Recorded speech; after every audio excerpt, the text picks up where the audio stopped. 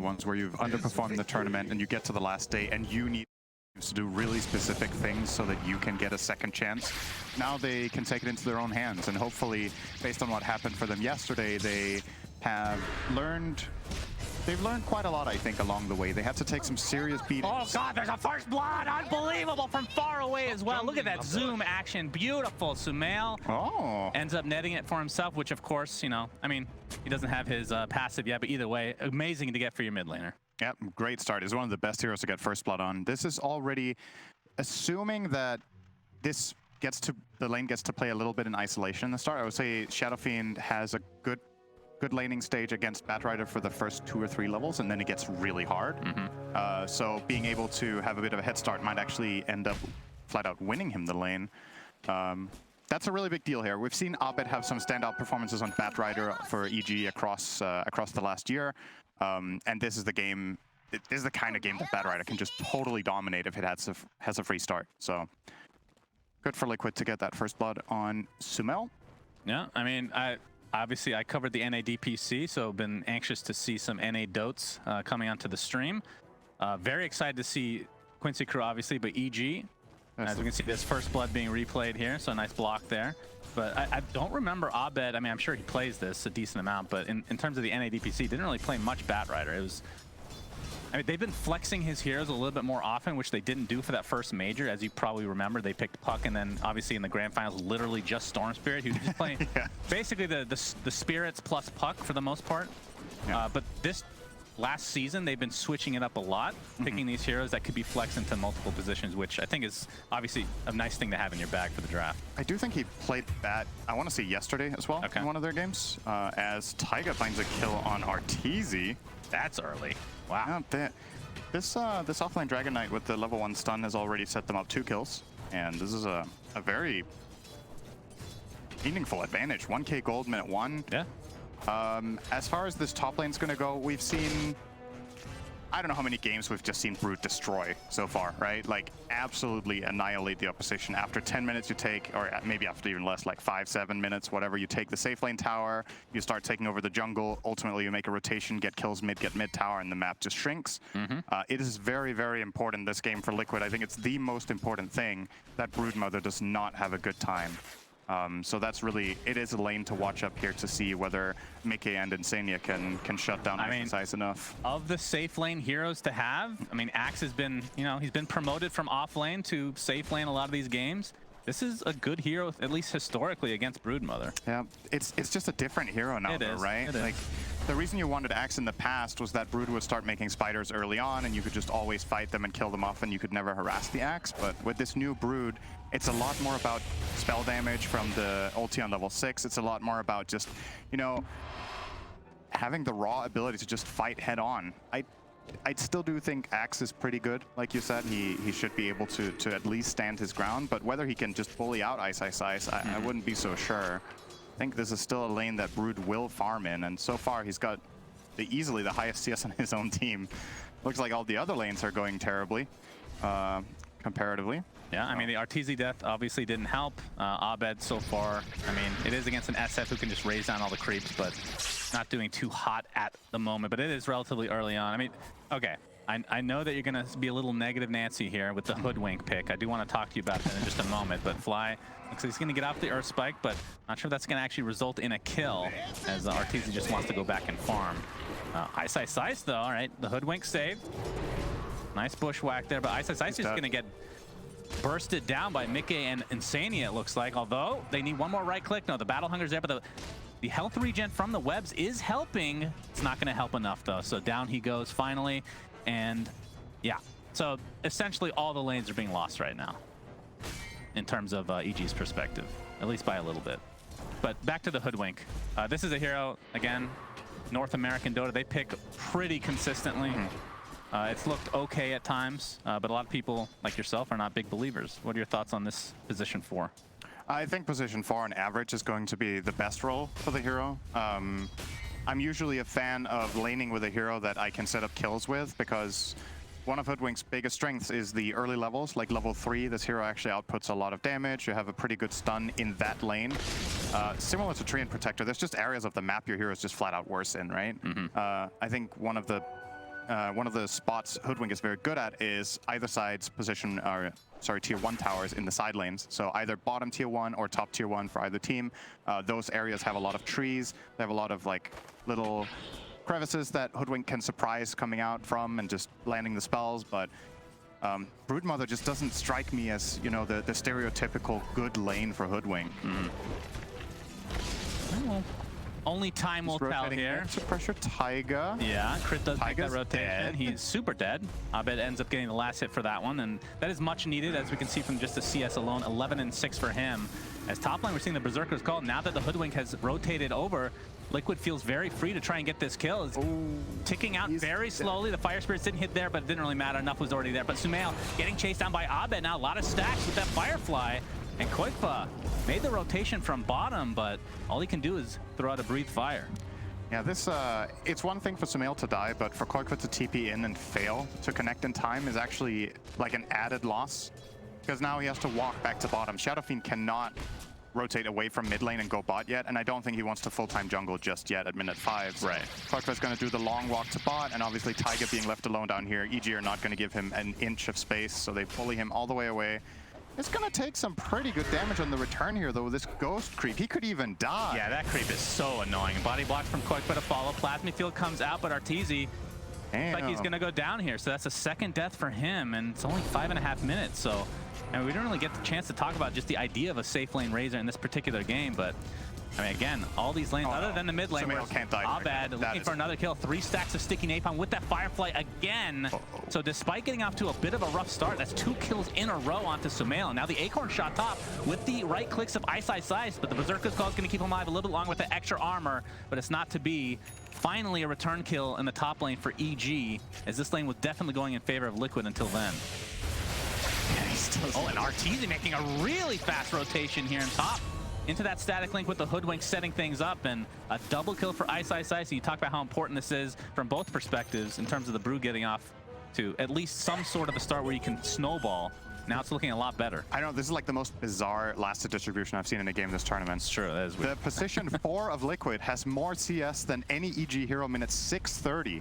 Arteezy has 23 CS in the safe lane. Abed has 16 in mid. They have no creeps. Yeah, at first I thought that was actually sorted by team for a moment there. Very, very and strange. Phoenix is just playing neutral. He's not on either team. Yeah, we have the Troll Summoner here. Fly gets netted for now, and that last right click is enough. Meanwhile, top lane, you can see Arteezy still.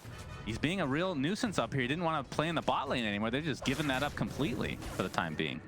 Yeah, not very commonly you see Razor rotate away from the Dragon Knight lane. That is new Dota right there. This if you offered up this lane a year ago, you could get Razor against Dragon Knight, you'd be like, I am going to absolutely destroy this lane no matter who the support is on each team. And look at this team jungling from Liquid as well. Yeah. 4 of them in their own jungle right now, as the tier 1 neutrals are finally starting to drop Top here. power fell minute 7.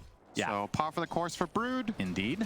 So it begins. Level 6 is going to come up, and this is where, you know, a lot of heroes at this point are just like, okay, I'm never going to lane here anymore. Axe can in this game. I think Dragon Knight kind of doesn't want to. Phoenix is one of the better supports to do this, actually. Not really because it's good at killing spiders, but because it's a hero Brood can't really kill. The Icarus dive distance is too far, and even if Brood does manage to chase down, you still have the town portal. So you can at least stay afloat if you want to, but I think the ideal play is to somehow plant Mickey up here. But again, with the new Brood, you could kill this Axe with +1 or +2 supports. So even Axe will not be fully safe in this lane. Just the raw magic damage with the Bola, with the probably 2 charges of ult if the fight is long enough. See Crit gonna start here. Yeah, just trying to be... Doesn't care about spiders so much. Yeah, that's... I mean, Crit is level 5, though. He's doing quite well for himself right now. As Abed getting chased out of the mid lane for now, but looks like Koikfa is going to come around the other side with that Dragon Tail, and that's going to be a very swift kill in favor of Liquid. Now Crit has to get the hell out as Koikfa applies some pressure to that tier 1 tower. Meanwhile, Arteezy still in the enemy jungle. Mickey attempting to TP out. Static link damage, not quite enough.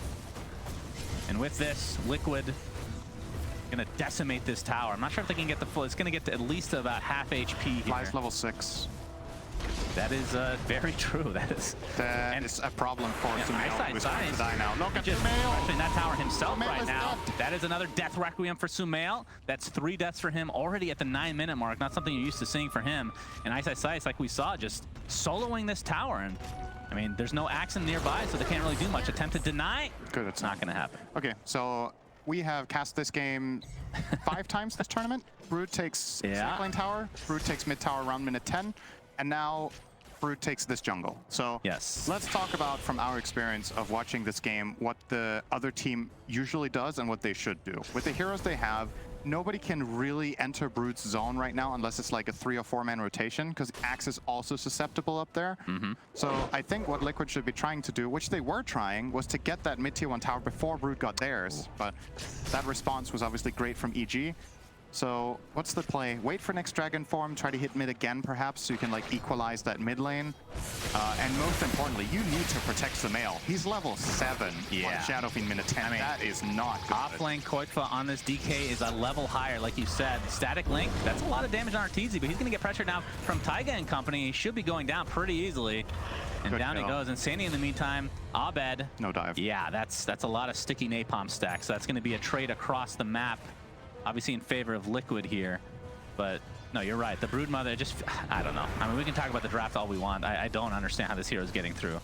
Especially, I mean, that was, what was that, a 4th pick, Brood, I want to say? It was 1st pick. It was overall 1st pick. I think so, but you're thinking of yesterday's series where we got first, 4th and 5th pick, this and I could not believe it. A finger of, nope, not even needed. Sharpshooter from Crit. And that's another kill onto the DK. Yep. I mean, it feels like from Liquid's perspective, they need, at the very least, a blink on either Axe or DK to try to catch Ice out, and then obviously you need more on top of that to be able to kill him. But I feel like a lot of the damage is already done. I mean, look at this thing. You know, you don't want to write out a team when the game is even, right? It's not like, we're not going to paint the picture here that EG is just crushing them and the game is over. That's not the case at all. The reason we have the bias that we do to how this game runs out is that we've just seen so many games with this start have a similar outcome. So I am just looking for the solution for Liquid to turn that storyline around. Like, how do you avoid what has happened to so many teams in this tournament already? Including what you did to Team Spirit twice yesterday. How do you avoid that happening? Like, you know how Brood works. You know how to play it. It's one of Koikfa's specialties. You have to have a plan that you execute. So I'm just looking for it. Like, I'm curious to see what Liquid are going to do. I mean, as Fly might get caught out here. Probably mega dead. Yeah, he's... Yep, Earth Spike is there, but you can just see the damage from both the Enchantress and Phoenix are way too much to deal with. But, I mean, anytime you have a hero... down, and at 11. Yep, that's pretty insane. But, again, like you said, par for the course. But when you have a hero or a player that specializes in specific heroes, it feels like a lot of times there's confidence in playing against it. Right, so, because you know what the counters are. Right, or you think you do. Yeah.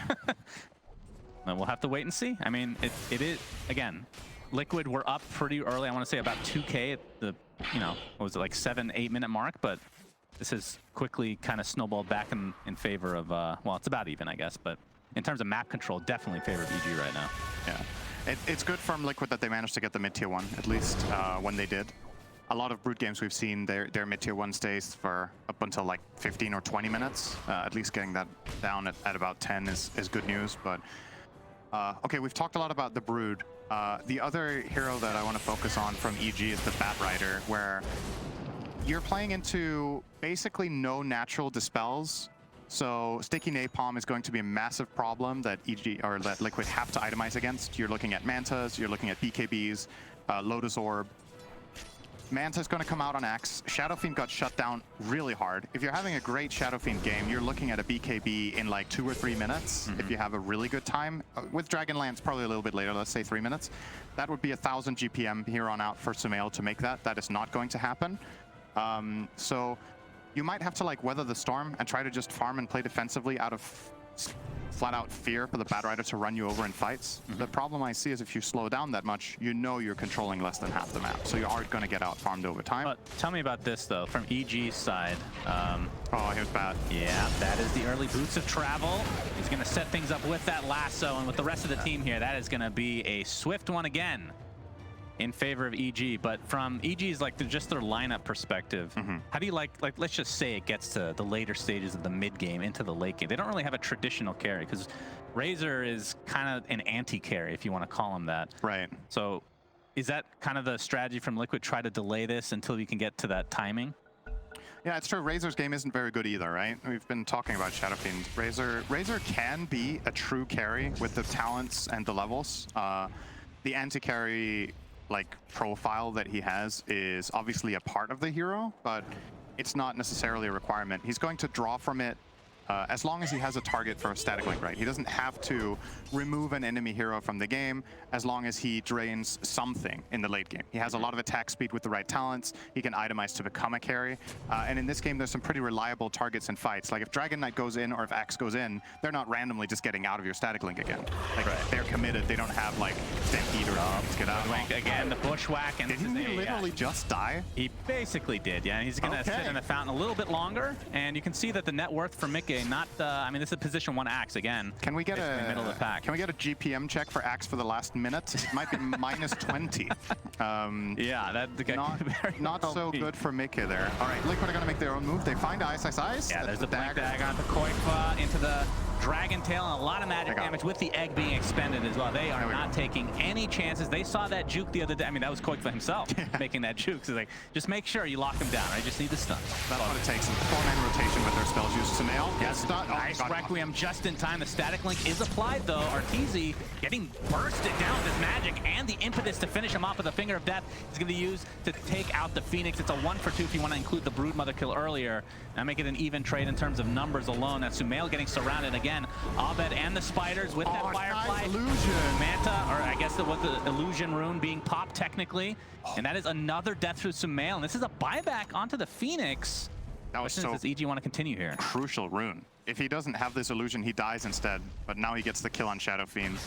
And I like what Liquid did killing the Brood, honestly. They made a big rotation. EG was just ready to counterplay, and they're going to keep snowballing. Again, I mean, this was used pretty early on in the fight, so it's up. And this is going to be another kill for EG. Feels like they're finding the picks that they need.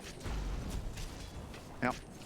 I mean, Lion almost, I mean, he's not that far from a Blink Dagger. And I believe Mickey had changed his mind. He was going for Manta. I think he got Yasha and is going for a Blink Dagger last I checked. But yeah, so not even going for the traditional thing that we've been seeing with the Manta style shard. I'm not sold.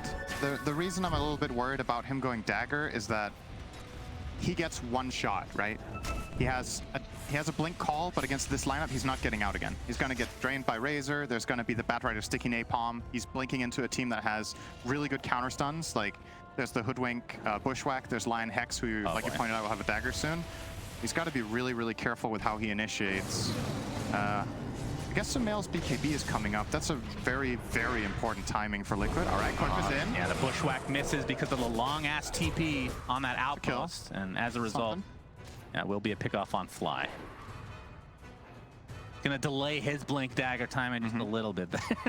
I mean, overall, you have to be pretty happy with his position in terms of just itemizing for that Blink. I mean, anytime you can get that Blink instant Hex, it's pretty freaking valuable.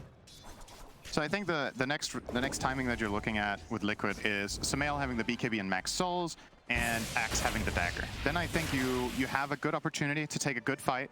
If you get a clean fight, you might even be able to get Roshan, something that neither team is particularly good at in this game. They don't really have any natural Rosh killers on either team. So might be a pretty late first Rosh. We could be looking at like 25 minutes or later. In some games this tournament, we've seen it killed at like minute 10 by Ursa's, or minute 15 with like some sort of Snapfire Solar Crest combination. But in this game, that does not seem to be on the menu. So gonna be a little bit slower, as we see pretty standard, right? Brood is controlling this jungle, so Liquid are going to congregate in the bottom jungle. They're either gonna overwhelm the Brood and try to kill him and get some space, or they're gonna not play that area of the map at all. Make it wandered up there, he got killed, didn't come back there again. Yeah, I mean, they do have some push potential themselves, of course. Yeah, Mickey again. This is not a possible kill for these two. Yeah, the Bushwhack, I mean, flying not in the vicinity, and it feels like a lot of these kills are kind of... they're trying to bait TPs, I think. Yeah, that could be the case, but Abed, it feels like is needed for a lot of these kills, just to reposition.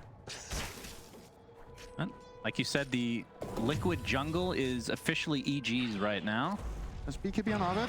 And Crit does have the Solar Crest, so this Roshan I mean, it's not the fastest Roche. We'll see if they can get it in time. In terms of Liquid's Roche fighting capabilities, obviously the egg is pretty big.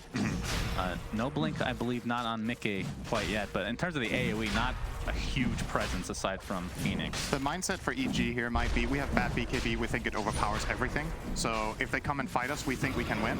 And perhaps they won't even expect us to Roche because our lineup isn't really built for it very well. But you know, any lineup with Solar Crest and a lot of units hitting Roche eventually will get the kill.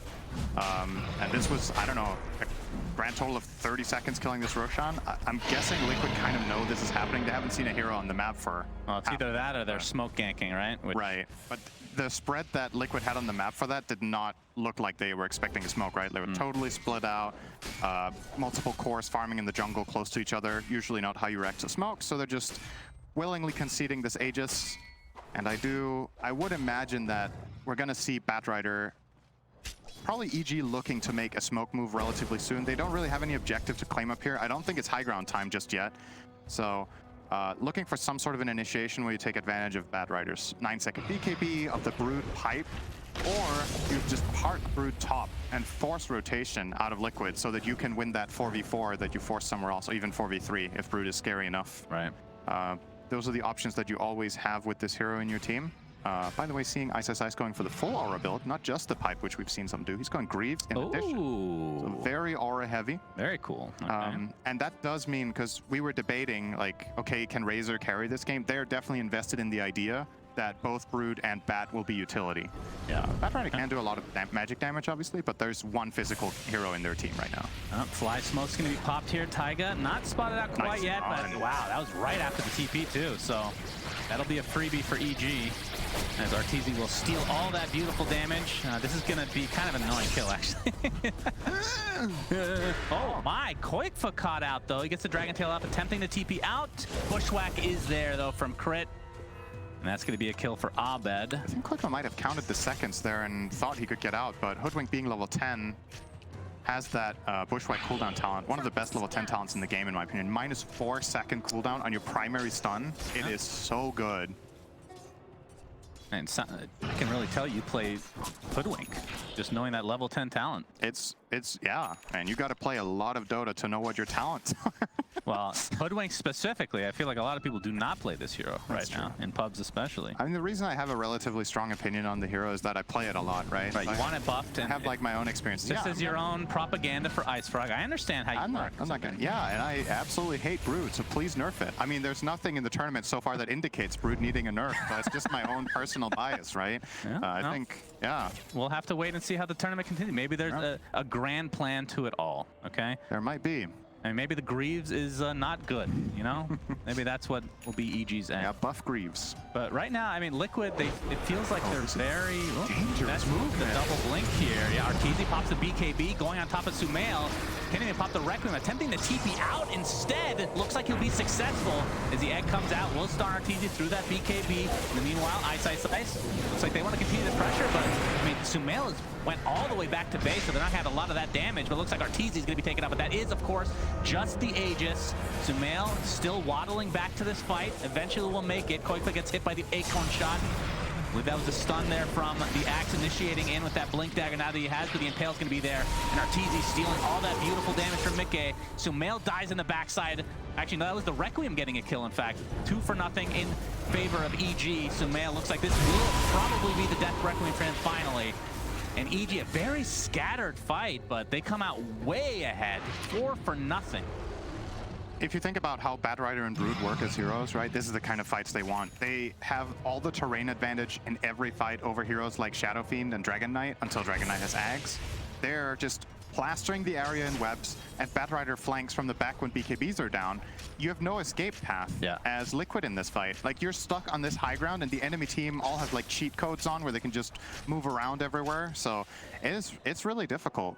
If you've ever played like Age of Mythology or whatever, and you can just like suddenly just, you know, cast like nukes, it's not really fair, and that's sometimes what it feels like playing against these heroes with flying vision or flying movement. Mickey gets scouted out here. That was a very, very ambitious TP, and it's going to cost him another questionable death.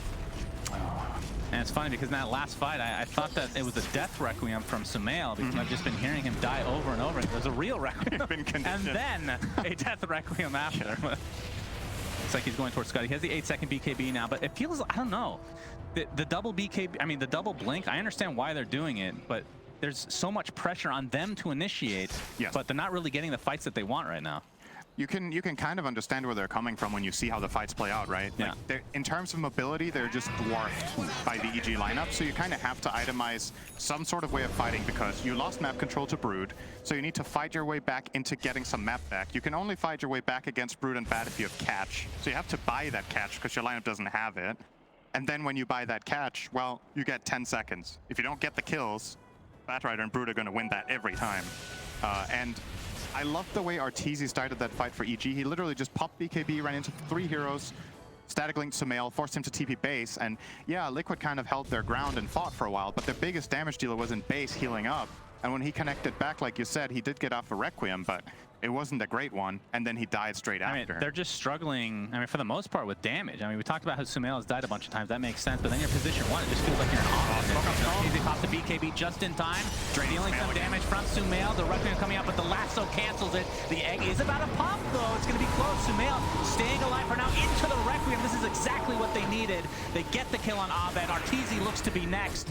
Does cost them Sumail, but he's died so many times this game, doesn't really matter. As Phoenix buys back in the game now. There's the Bushwhack keeping the DK in place. Ice on a killing spree, and now Axe is going to be focused on by Ice and Crit from the sideline. Fly looks like he'll finally be taken out in this fight.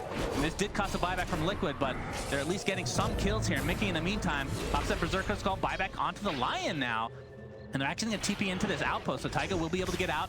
But this looks to be a dieback onto the Phoenix, so I mean, kind of a back and forth fight. I feel like Liquid got those 2 cores pretty early on, but they still ended up losing the fight because Ice just went ham. They did a really good job keeping Sumail alive. I think it was a full duration Sun Ray coming out from Insanium, making him survive that, survive the lasso into Razor Static Link combination. So just barely didn't have enough damage, and they got the Requiem off, did some good damage, but again, even if they find these kills, they have to expend everything. And every time you kill 1 or 2 of these cores, it's not like EG are out of steam. Like their supports have a lot of damage to bring of their own, and Broodmother was untouched the whole fight. It's really difficult to account for everything as Liquid here, and I don't think that was a bad execution for the record. They're just really far behind, so good isn't good enough right now. It needs to be flawless. Yep, and we'll find out in about a minute when the next Roche will spawn, so that will, I assume EG is going to be looking for a pickoff before going for that because obviously the second Roche is kind of a big time thing here. Although the Shard, I'm trying to think whose Shard would be good for this game. Not Hoodwink, because that one is not very good. Yeah, the Hoodwink Decoy. It's one of the worst. I don't think I've ever seen it used before. It is not very good. A lesser Bushwhack is applied, but yeah, that one sounds questionable at best. But then again, a lot of people thought the Ags on Hoodwink sounded questionable. And we've been seeing it pretty much every game that Hoodwink's been picked. The Hoodwink Ags is good. Crit is building it here. Yeah. McKay did get the Manta Style. I'm not sure if his Shard is done yet. Otherwise, it won't have much offensive capability. Nope. So going for that next, and that's kind of his, I guess you can call power spike right now.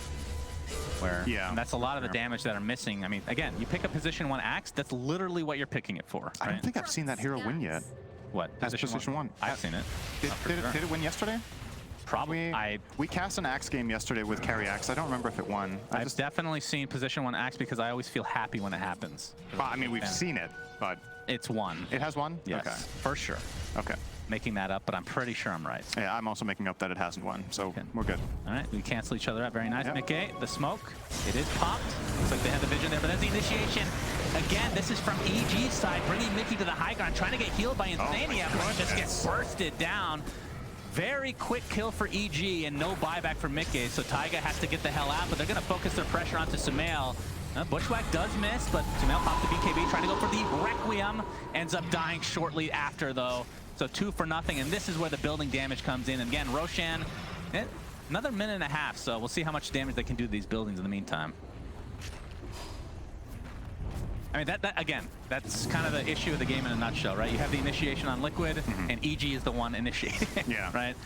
They have the high ground position. They have the heroes that can break smoke at literally any corner. Both Batrider and the Broodmother are extremely difficult heroes to smoke into, because you never you never really know where the heroes are placed. And when your smoke breaks, it's hard not to panic, because it's like, against quote-unquote normal lineups, you have somewhat of a good feeling of where the enemy heroes are placed, so you can like maybe go for like a blink in or offer up a support for vision or just place a ward or whatever, but you can place a ward and still not see Bat and Brood. Right. And you just suddenly just get jumped out of nowhere, and that's exactly what happened. Axe didn't really know what to do when the smoke broke, gets blink lassoed, and it's one of those things that makes a last pick Batrider so strong to me, is when you have, oh boy, yeah, we have a Koifa problem here.